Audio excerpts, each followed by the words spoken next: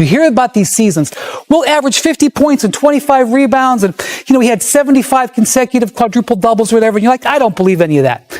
He's doing Wilt Chamberlain type stuff now. I know we're 11 games in. I got to calm down. I got you. What happens when an NBA superstar puts up numbers so unbelievable that even the toughest critics are left speechless? Brian Windhorst, who has followed LeBron James since the very beginning and has seen championship teams rise and fall, went on live television and made a comparison he never expected to make. He said Nikola Jokic's production now belongs in the same conversation as a player whose stats once sounded unreal. That player is Wilt Chamberlain, a name true basketball fans know is never mentioned lightly. Windhorst even admitted that, for years, he thought those old Wilt numbers couldn't possibly be real. But after what Jokić just accomplished, he felt he had no other way to explain it. That's why Jokić has NBA insiders stunned. What he's doing isn't just great, it's historic, and it may be one of the most overlooked stretches of pure dominance the league has ever seen. It's wild, man. He's shooting 78% on two-pointers. 78. Yeah, that's a high number. He's leading the league in rebounds. He's leading the league in... Now imagine this. It's November 12, 2025.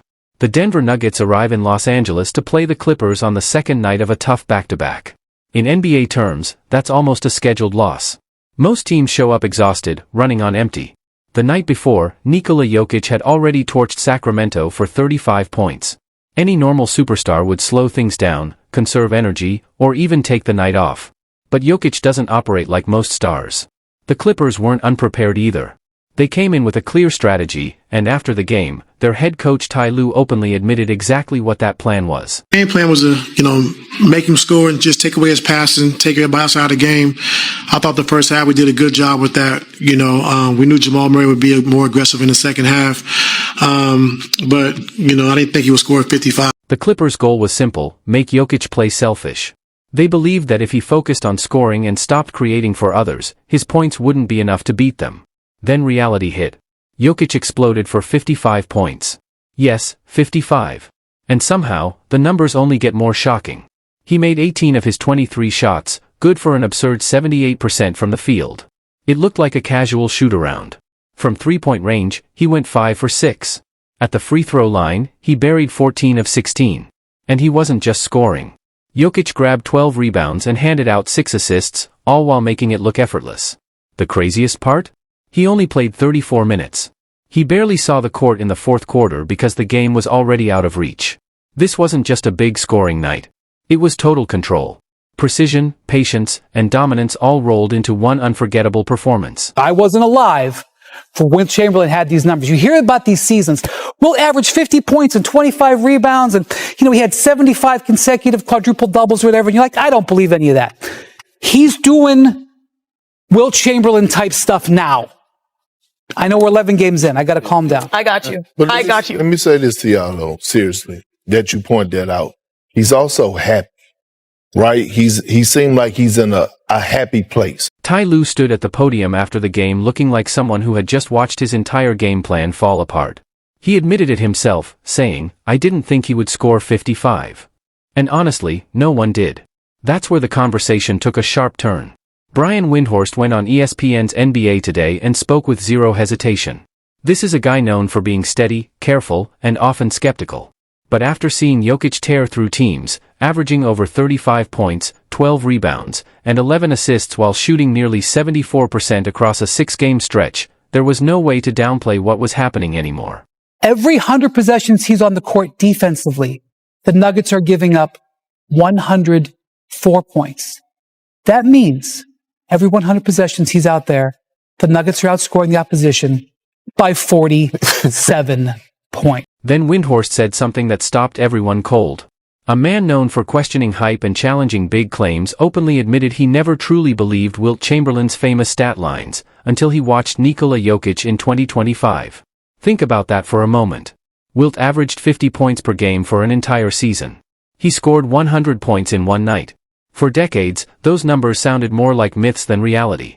Yet Windhorst is now saying that what Jokić is doing in today's NBA, against zone defenses, elite defenders, and a league driven by advanced analytics, belongs in that same conversation. Is it not shown that you got 2 MVPs, candidates, doing what they do every year? No one cares. All right? Austin Reeves scores 25. That's better than Jokic's triple-double. And Windhorst wasn't done. He kept pushing the point even harder. He said this goes beyond being elite. It's beyond MVP talk. Jokić is producing and scoring efficiently at a level the NBA has never seen. What he's doing isn't normal, it's historic. He's not just putting up points, he's reshaping the entire game around himself every night. That's where the frustration kicks in, and that's when Gilbert Arenas jumped into the conversation. Agent Zero went on a rant that captured exactly what Nuggets fans have been saying for years. He looked at the media and asked, "Does Jokic's triple-double even matter to you anymore?" And he had a point. A role player like Austin Reeves scores 25 points and it turns into headline news. Jokić does things no one has ever done, and it barely moves the needle. Austin Reeves has been in the news more than both of them combined. Yeah, I mean, team he plays. Because of the market. Like, we all talk about winning is amazing. We want to talk about it, but it's never news because the market. Meanwhile, Nikola Jokić, a 3-time MVP, drops another 30-point triple-double and it barely gets noticed. It's buried in the box scores like it never happened. Gilbert Arenas wasn't exaggerating. He kept going and laid out the facts clearly. Jokić is averaging close to 29 points, 13 rebounds, and 11 assists while shooting an insane 68% from the field. Pause on that for a second. No player in NBA history has ever matched that level of production with that kind of efficiency. Ever. Yet somehow, a huge portion of fans couldn't even name another Nuggets player besides Jokić. Arenas said it straight, if Jokić played for the Lakers, Knicks, or any major market, he'd be treated like a global superstar. Instead, he's in Denver quietly putting up numbers that have analysts mentioning Wilt Chamberlain. And most casual fans don't even realize it's happening. The funniest part? Jokić doesn't care at all. After his 55-point explosion, reporters asked him what it meant. His response was almost comical. He said, "I missed 2 or 3 layups. No bragging. No celebrating. Just mild annoyance that he didn't shoot perfectly." Now let's put this into real perspective, because the stats are getting absurd.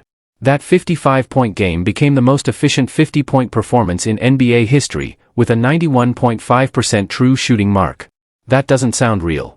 He also became the first player ever to average a 35-point triple-double while shooting 60% or better over a 6-game stretch. Not LeBron. Not Jordan. Not Magic. Nobody. The Denver Post summed it up perfectly. They pointed out that Nuggets players were literally shaking their heads on the bench while watching him dominate. Spencer Jones, a two-way player, said, "If you put a camera on our bench, you'd see us shaking our heads the whole game. That's what it looks like when you're watching greatness up close." What truly separates Jokić from every other all-time great is how he does it. There's no elite athleticism. He once recorded one of the worst vertical jumps ever measured at Elite Sports Labs, 17 inches out of more than 1,000 players tested. Yet he still finished first in defensive plus-minus 3 years in a row. John Wall, a 5-time All-Star, explained guarding Jokić in the simplest way possible. He said, "The man scores 55 on 78% shooting and looks like he's floating." That's not an insult. That's intelligence at a level so high it cancels out physical limits. Historically, Jokić is forcing everyone to rethink what a dominant big man even looks like. The old era had Shaq overpowering defenders, Kareem with the sky hook, Hakeem with the dream shake, and Tim Duncan making perfection look effortless. Jokić is different. He's the greatest passing center the game has ever seen, and there's really no debate anymore. He's already second all-time in assists among centers and is about to pass Kareem Abdul-Jabbar and Karl Malone, 2 legends who played more than 700 extra games. And it's not just about totals. It's the creativity. Teammates say they always have to stay ready because Jokić throws passes from angles no one expects. Guys have literally been hit in the face during practice because they weren't prepared for a pass coming from nowhere. Comparisons to Vlade Divac or Chris Webber make sense, since they helped open the door for playmaking bigs. But Jokić took that idea and turned it into something entirely new. He isn't just a passing big, he's the offense itself, who just happens to be 7 feet tall.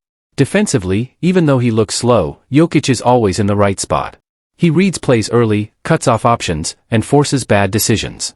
That's how he led the league in defensive plus-minus 3 straight years without jumping high or running fast. Here's where it gets scary for the rest of the NBA. After that 55-point game, Brian Windhorst basically issued a warning to the Western Conference.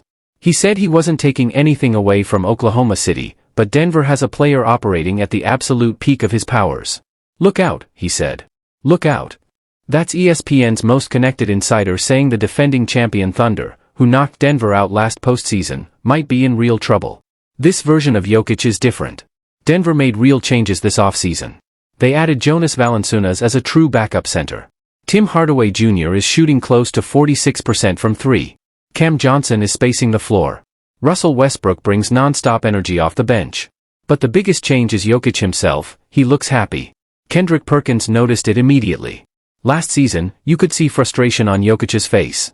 Now, surrounded by team-first players, he looks energized. A happier Jokić somehow becoming even better should scare everyone. Denver is 9-2, sitting second in the West, and they haven't even hit full speed yet. Coming into the season, the big question was simple: can the Nuggets win another title? After 2 straight second-round exits, many people doubted the roster. Windhorst even said earlier that Denver was 2 players short of true contender status. But Jokić will never demand changes. That's not who he is. The front office had to step up, and they did. The results are already frightening. Denver now owns the second-best offense and second-best defense in the league. When Jokić is on the floor, they score 151 points per 100 possessions. Those numbers don't feel real. More importantly, Jokić has proven he can carry any load he wants. That 55-point night wasn't luck, it was a statement. Ty Lue tried to take away his passing, and Jokić simply decided to score instead. That kind of flexibility makes him impossible to game plan against. Shut down one option, and he'll destroy you another way. Nuggets coach David Adelman said it best after the Clippers game: that's the kind of performance you never forget. He's right. This is the type of season people will talk about decades from now when discussing true peak-level basketball. So why did Jokić leave Brian Windhorst speechless? Because what we're watching doesn't follow normal logic.